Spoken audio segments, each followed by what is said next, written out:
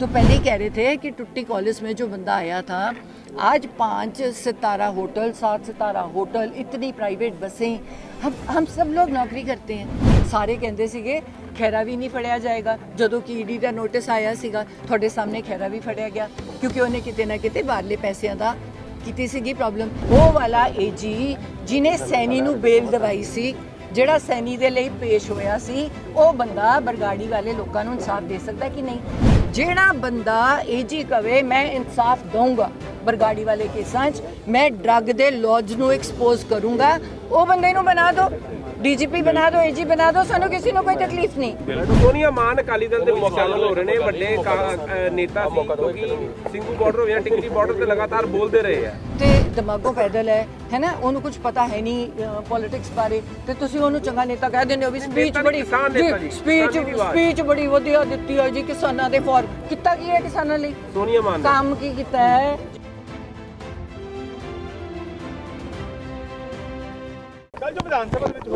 ਤਲਖੀ ਦੇਖਣ ਨੂੰ ਮਿਲ ਰਹੀ ਹੈ ਆਪਸ ਚ ਮਜੀਠੀਆ ਹੋਰਾਂ ਦੀ ਤੇ ਨਵਜੋਤ ਸਿੰਘ ਸਿੱਧੂ ਹੋਰਾਂ ਦੀ 2017 ਚ ਵੀ ਦੇਖਣ ਨੂੰ ਮਿਲੀ ਸੀਗੀ। ਜਿਹੜੀ ਮਰਿਆਦਾ ਸੀਗੀ ਸ਼ਬਦਾਂ ਦੀ, ਉਹ ਵੀ ਕਿਤੇ ਨਾ ਕਿਤੇ ਮਜੀਠੀਆ ਹੋਰੀ ਭੁੱਲੇ। ਉਸ ਨੂੰ ਕਿਵੇਂ ਦੇਖ ਰਹੇ ਹੋ? कोई भी इंसान ना, जब वो किस इंसान से बंदा डरता है, जब इंसान को डर लगता है कि मैं एक्सपोज होऊंगा तो वो फ्रैंटिक हो जाता है, तो वो फ्रैंटिक होकर आगे आता है। जब चन्नी जी ने बड़े आराम से कहा था कि ये सेशन रखा गया है, आम आदमी पार्टी कितना खुश हुई कि अच्छी तरीके से सेशन रखा गया। इसमें पीपीए एग्रीमेंट्स जो अभी तक बाहर ही नहीं आए थे, जो मैं आपसे पहले बात कर रही थी, वो एक्सपोज होंगे। इसमें मेन बात क्या थी कि तुम्हें बिजली 2000 किलोवाट चाहिए। हमारी स्टेट लिख के देती है कि नहीं, हम अपनी बिजली प्रोड्यूस नहीं करेंगे, हमें 4000 किलोवाट बिजली चाहिए, वो भी हम बाहर से खरीदेंगे। इसका मतलब क्या कि हम 50,000 करोड़ का नुकसान कर रहे हैं। हमने झेला। क्यों झेला? क्योंकि हमने मजीठिया और इनके परिवार की और इनकी फैमिलीज़ की जो बिजली थी, उनका 20-25 साल का कॉन्ट्रैक्ट साइन किया था। अब पहले उनकी बसें पकड़ लेते हो तुम, एक दिन पहले तो हमने उनकी बसें बंद कर दी। अभी इमेजिन करो केजरीवाल की चालाकी। अभी उन्होंने, केजरीवाल ने, जो ऑर्बिट बसें हैं और वो हैं, उनको परमिट दिया हुआ है क्रॉस करने का। अभी हमारी अगली लड़ाई क्या है? सिर्फ पंजाब में ही हमारी बसें नहीं चलेंगी। अभी उसने क्या किया राजा वड़िंग ने कि 6600 करोड़ का नुकसान हुआ है सिर्फ इसलिए कि हम प्राइवेट बसों को एक परमिट पे कितनी बसें चलाने का वो दे रहे थे।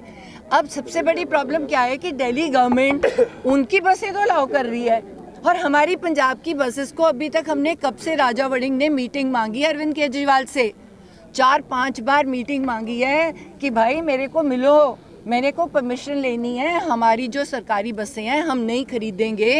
ये वाले 6600 करोड़ में 25,000 बस आनी थी। इसका मतलब एम्प्लॉयमेंट 50,000 बंदे की एम्प्लॉयमेंट। अब जब बंदा इस लेवल पे एक्सपोज हो रहा है, अब नवजोत सिद्धू शुरू से क्या कहता रहा है कि हमने कागज़ पढ़े हैं, हम ये तो है नहीं कि हवा में बातें करते हैं। या तो आप कहो कि हमारा फिगर, एक भी फिगर गलत हो।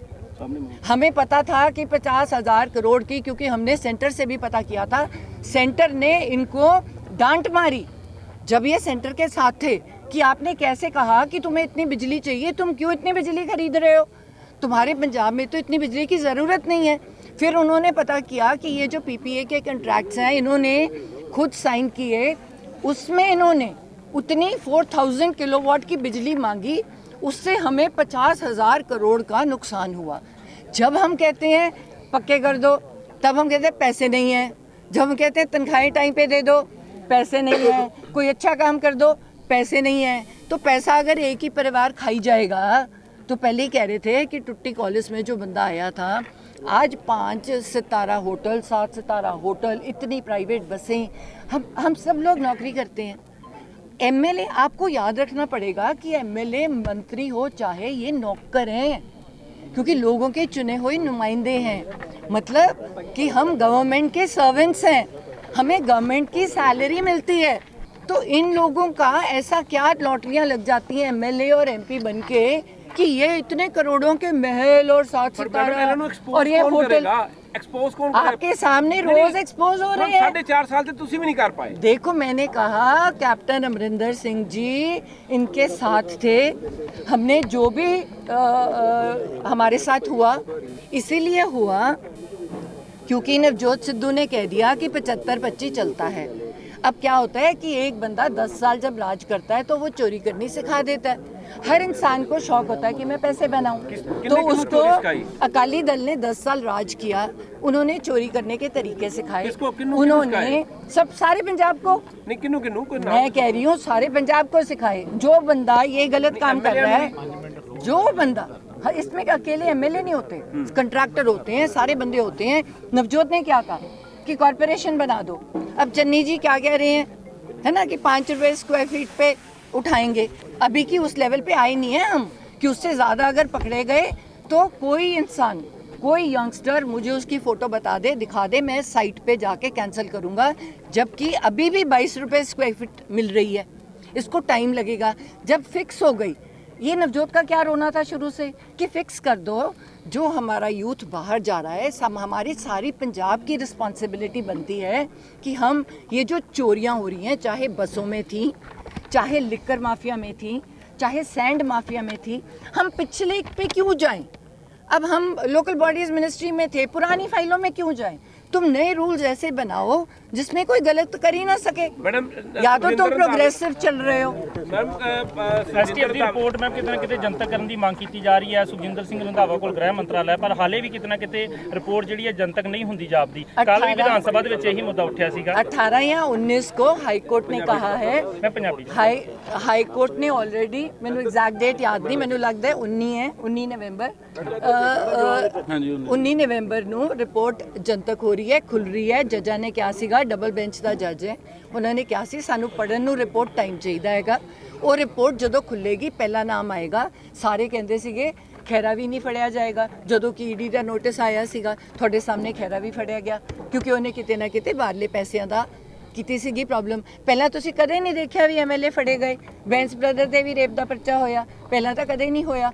ਸੋ ਜੇ ਸਾਡੀ ਸਰਕਾਰ ਆਈ ਹੈ ਤਾਂ ਥੋੜੇ ਜਿਹੇ ਸਟ੍ਰਿਕਟ ਹੋ ਰਿਹਾ ਹੈ, ਤਾਂ ਲੋਕ ਫੜੇ ਜਾ ਰਹੇ ਹਨ। ਤੇ ਜਿਹੜੀਆਂ ਬੱਸਾਂ ਫੜੀਆਂ ਗਈਆਂ ਉਹਨਾਂ ਚੋਂ 40% ਤਾਂ ਕਾਂਗਰਸ ਦੀਆਂ ਵੀ ਬੱਸਾਂ ਹੈ ਤੇ ਕਾਂਗਰਸ ਵਾਲੇ ਐਮਐਲਏ ਨੂੰ ਵੀ ਤਾਂ ਕਿਹਾ ਗਿਆ ਹੈ। ਮੈਮ ਨੋਨੀ ਮਾਨ ਤੇ ਪਰਚਾ ਦਰਜ ਕੀਤਾ ਗਿਆ ਹੈ, ਜਿਹੜੀ ਗੁੰਡਾਗਰਦੀ ਉਹਨਾਂ ਨੇ ਕੀਤੀ ਹੈ, ਜਿਹੜੇ ਕਿਸਾਨਾਂ ਨੂੰ ਦਲਣ ਦੀ ਵੀ ਕੋਸ਼ਿਸ਼ ਕੀਤੀ ਹੈ। ਵੀਡੀਓ ਸਾਹਮਣੇ ਦਿਖ ਰਹੀ ਹੈ ਤੇ ਆਡੀਓ ਵੀ ਇੱਕ ਵਾਇਰਲ ਹੋਇਆ ਜਿਸ ਵਿੱਚ ਸੁਖਬੀਰ ਬਾਦਲ ਦਾਅਵਾ ਕਰ ਰਹੇ ਨੇ ਕਿ ਇਹ ਪਿੰਕੀ ਤੇ ਪਾ ਦਿਓ।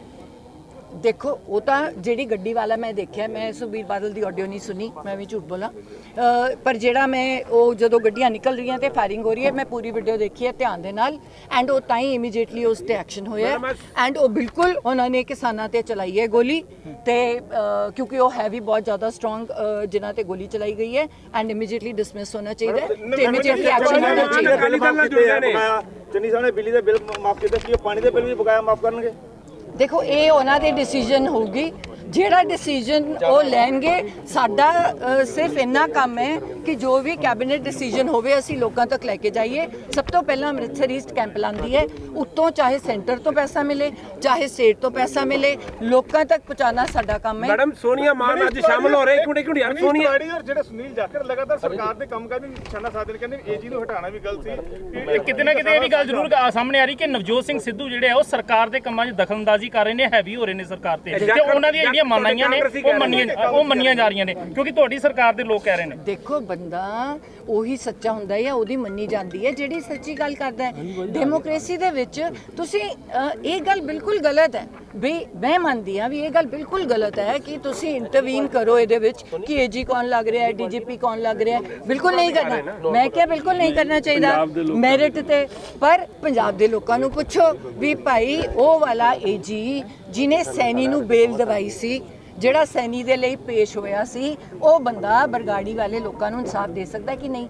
ਜਿਹੜਾ ਬੰਦਾ ਇਹ ਕਹਿੰਦਾ ਜਿਵੇਂ ਕੋਈ ਵੀ ਹੋਵੇ, ਚਲੋ ਮੈਂ ਨਾਮ ਵੀ ਨਹੀਂ ਲੈਂਦੀ ਵੀ ਕਿਹਨੇ ਗਲਤੀ ਕੀਤੀ ਹੈ, ਜਿਹੜਾ ਬੰਦਾ ਏਜੀ ਕਵੇ ਮੈਂ ਇਨਸਾਫ ਦਊਂਗਾ ਬਰਗਾੜੀ ਵਾਲੇ ਕੇਸਾਂ 'ਚ, ਮੈਂ ਡਰੱਗ ਦੇ ਲੌਜ ਨੂੰ ਐਕਸਪੋਜ਼ ਕਰੂੰਗਾ, ਉਹ ਬੰਦੇ ਨੂੰ ਬਣਾ ਦਿਓ, ਡੀਜੀਪੀ ਬਣਾ ਦਿਓ, ਏਜੀ ਬਣਾ ਦਿਓ, ਸਾਨੂੰ ਕਿਸੇ ਨੂੰ ਕੋਈ ਤਕਲੀਫ ਨਹੀਂ, ਪਰ ਉਹ ਬੰਦਾ ਸੱਚ ਦੇ ਰਸਤੇ ਤੇ ਤਾਂ ਚੱਲੇ, ਐਟਲੀਸਟ ਦੂਜੇ ਪਾਸੇ ਨੂੰ ਰਿਪਰੈਜ਼ੈਂਟ ਤਾਂ ਨਾ ਕਰਦਾ ਹੋਵੇ। ਪਰ ਮੈਡਮ ਨਵਜੋਤ ਸਿੰਘ ਸਿੱਧੂ ਬਾਰੇ ਵੀ ਇਹੀ ਕਿਹਾ ਜਾ ਰਿਹਾ ਕਿ 12-15 ਸਾਲ ਉਹ ਭਾਜਪਾ 'ਚ ਰਹੇ ਨੇ, ਹੁਣ ਕਾਂਗਰਸ ਦੇ ਵਿੱਚ ਨੇ, ਇਹਦਾ ਮਤਲਬ ਉਹ ਕਾਂਗਰਸ ਪ੍ਰਤੀ ਵੀ ਵਫਾਦਾਰ ਨਹੀਂ ਹੈਗੇ। ਜੇਕਰ ਏਜੀ ਦੀ ਗੱਲ ਹੋ ਰਹੀ ਹੈ, ਕਿਉਂਕਿ ਕੋਈ ਵੀ ਐਡਵੋਕੇਟ ਹੁੰਦਾ ਹੈ ਉਸਨੇ ਕੇਸ ਲੜਨਾ ਹੁੰਦਾ ਹੈ, ਇਹੀ ਗੱਲ ਨਵਜੋਤ ਸਿੱਧੂ ਨੂੰ ਪੁੱਛੀ ਜਾ ਰਹੀ ਕਿ 12-15 ਸਾਲ ਉਹਨਾਂ ਨੇ ਭਾਜਪਾ 'ਚ ਕੱਟੀ ਹੈ, ਹੁਣ ਉਹ ਕਾਂਗਰਸ ਨੇ, ਇਸ ਦਾ ਮਤਲਬ ਉਹ ਵਫਾਦਾਰ ਨਹੀਂ ਹੈ। ਭਾਜਪਾ 'ਚ ਰਹਿ ਕੇ ਸਾਰੇ ਬੰਦਿਆਂ ਨੂੰ ਪਤਾ ਹੈ ਕਿ ਜਿੰਨਾ ਨਵਜੋਤ ਸਿੱਧੂ ਨੇ ਸੈਕਰੀਫਾਈਸ ਕੀਤਾ, 2 ਵਾਰ ਦਾ ਯੂਨੀਅਨ ਮਿਨਿਸਟਰ ਹੁੰਦਾ ਉਹ, ਜਦੋਂ ਜੇਟਲੀ ਸਰ ਆਏ ਸੀ ਇੱਥੋਂ ਪੰਜਾਬ ਤੋਂ, ਉਹਦਾ ਬਾਹਰ ਨਿਕਲਣ ਦਾ ਰੀਜ਼ਨ ਕੀ ਸੀ? ਅਕਾਲੀ ਦਲ। ਬਾਅਦ 'ਚ ਵੀ ਤਾਂ ਛੱਡਿਆ, ਬਾਅਦ 'ਚ ਗੱਲ ਮੰਨੀ, ਪਹਿਲਾਂ ਮੰਨ ਲੈਂਦੇ। ਅਸੀਂ ਤਾਂ ਪਹਿਲਾਂ ਹੀ ਕਹਿ ਰਹੇ ਸੀ ਉਹ ਗੁੰਡੇ ਤੇ ਚੋਰ ਹੈ, ਤੁਸੀਂ ਹੁਣ ਕਹਿ ਰਹੇ ਹੋ ਗੁੰਡੇ ਤੇ ਚੋਰ ਹੈ ਉਹਨਾਂ ਨੇ, ਤੁਸੀਂ ਅੱਜ ਉਹਨਾਂ ਨੂੰ ਛੱਡ ਰਹੇ ਹੋ। ਅਸੀਂ ਪਹਿਲਾਂ ਕਿਹਾ ਸੀ ਇੰਨੇ ਸਾਲ ਪਹਿਲਾਂ ਵੀ ਭਾਈ ਛੱਡ ਦਿਓ, ਉਹ ਤੁਹਾਡੇ ਨਾਲ ਨਹੀਂ, ਜੋ ਤੁਸੀਂ ਚਾਹੁੰਦੇ ਹੋ ਉਹ ਨਹੀਂ ਕਰਦੇ, ਉਹ ਚੋਰ ਹੈ, ਉਹਨਾਂ ਦੇ ਨਾਲ ਤੁਹਾਡਾ ਸੁਪਨਾ ਸਾਫ਼ ਹੋ ਜਾਣਾ ਹੈ। ਕੰਗਨਾ ਰਣੌਤ ਨੇ ਕਿਹਾ ਸੀ ਕਿ 1947 ਜਿਹੜੀ ਆਜ਼ਾਦੀ ਹੈ ਉਹ ਆਜ਼ਾਦੀ ਨਹੀਂ ਸੀਗੀ, ਹੁਣ ਆਜ਼ਾਦੀ ਸਾਨੂੰ 2014 ਚ ਮਿਲੀ ਹੈ। ਹੁਣ ਮੈਨੂੰ ਇਹ ਗੱਲ ਦੱਸੋ ਵੀ ਇਹ ਗੱਲ ਕਿਸੇ ਹੋਰ ਨੇ ਕੀਤੀ ਹੁੰਦੀ, ਅੱਜ ਉਹ ਸਲਾਖਾਂ ਦੇ ਪਿੱਛੇ ਹੁੰਦਾ। ਅੱਜ ਤੁਸੀਂ ਨੈਸ਼ਨਲ ਪ੍ਰੈਸ ਨੂੰ ਪੁੱਛੋ, ਜਾਂ ਤੁਸੀਂ ਮੋਦੀ ਦੀ ਸਰਕਾਰ ਨੂੰ ਪੁੱਛੋ, ਜਾਂ ਸੰਬਿਤ ਪਾਤਰਾ ਨੂੰ ਪੁੱਛੋ ਜਿਹੜਾ ਟੌਂਟਾ ਕਰਕੇ ਬੋਲਦਾ ਹਰ ਚੀਜ਼ ਤੇ, ਜਾਂ ਇਹ ਜੀ ਗੱਲ ਸਾਡੇ ਦੇ ਕਿਸੇ ਮੂੰਹ ਚੋਂ ਨਿਕਲੀ ਹੁੰਦੀ, ਅੱਜ ਸਾਨੂੰ ਫੜ ਕੇ ਪੁਲਿਸ ਨੇ ਦੇਸ਼ ਧਰੋਹੀ ਕੇ ਅੰਦਰ ਕੀਤਾ ਹੁੰਦਾ। ਅੱਜ ਉਹਨੂੰ ਕਿਉਂ ਨਹੀਂ ਕੀਤਾ? ਤੁਸੀਂ ਉਹਨੂੰ ਰਿਵਾਰਡ ਕਰ ਰਹੇ ਹੋ। ਕੰਗਨਾ ਨਾਲ ਪੋਜ਼ਿਟਿਵ ਕਿਉਂ ਨੇ? ਵੀ ਉਹ ਸਪੈਸ਼ਲ ਹੈ, ਉਹਨਾਂ ਦੀ, ਉਹ ਕੁਝ ਵੀ ਕਰ ਸਕਦੀ ਹੈ, ਉਹਨਾਂ ਨਾਲ ਐਕਸਟਰਾ ਪਿਆਰ ਹੈ ਤਾਂ ਉਹ ਦੱਸਣਗੇ, ਉਹ ਦੱਸ ਸਕਦੇ ਆ ਵੀ ਐਕਸਟਰਾ ਪਿਆਰ ਉਹਦੇ ਨਾਲ ਕਿਉਂ ਹੈ, ਸਾਡੇ ਨਾਲ ਕਿਉਂ ਨਹੀਂ ਹੈ। ਸੋਨੀਆ ਮਾਨ ਵੀ ਅੱਜ ਅਕਾਲੀ ਦਲ ਦਾ ਹਿੱਸਾ ਬਣ ਰਹੇ ਨੇ, ਸੋਨੀਆ ਮਾਨ ਵਿਧਾਇਕ ਜਿਹੜੇ ਕਾਂਗਰਸ ਵਿੱਚ ਸ਼ਾਮਲ ਹੋ ਰਹੇ ਨੇ ਲਗਾਤਾਰ।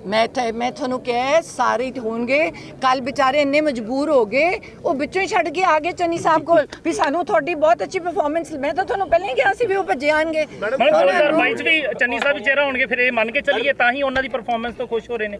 ਮੈਂ ਤੁਹਾਨੂੰ ਇਹ ਕਹਿ ਰਹੀ ਹਾਂ ਕਿ ਇਹ ਕਾਂਗਰਸ ਹਾਈ ਕਮਾਂਡ ਦਾ ਫੈਸਲਾ ਹੁੰਦਾ ਹੈ, ਇਸ 'ਚ ਮੈਂ ਕੋਈ ਵੀ ਨਹੀਂ ਹੁੰਦੀ। ਸੋਨੀਆ ਮਾਨ ਸ਼ਾਮਲ ਹੋ ਰਹੇ ਨੇ ਅਕਾਲੀ ਦਲ ਦੇ ਵਿੱਚ। ਮੈਡਮ ਲਗਾਤਾਰ ਕਿਸਾਨਾਂ ਦੇ ਸੋਨੀਆ ਮਾਨ ਅਕਾਲੀ ਦਲ ਦੇ ਵਿੱਚ ਸ਼ਾਮਲ ਹੋ ਰਹੇ ਨੇ, ਵੱਡੇ ਨੇਤਾ ਸੀ, ਕਿਉਂਕਿ ਸਿੰਘੂ ਬਾਰਡਰ ਜਾਂ ਟਿਕਰੀ ਬਾਰਡਰ ਤੇ ਲਗਾਤਾਰ ਬੋਲਦੇ ਰਹੇ ਆ। ਤੁਸੀਂ ਨਾ ਇੱਕ ਤਾਂ ਜਿਹੜਾ ਬੰਦਾ ਚੰਗਾ ਬੋਲਦਾ ਹੈ ਉਹਨੂੰ ਚੰਗਾ ਨੇਤਾ ਨਾ ਕਿਹਾ ਕਰੋ।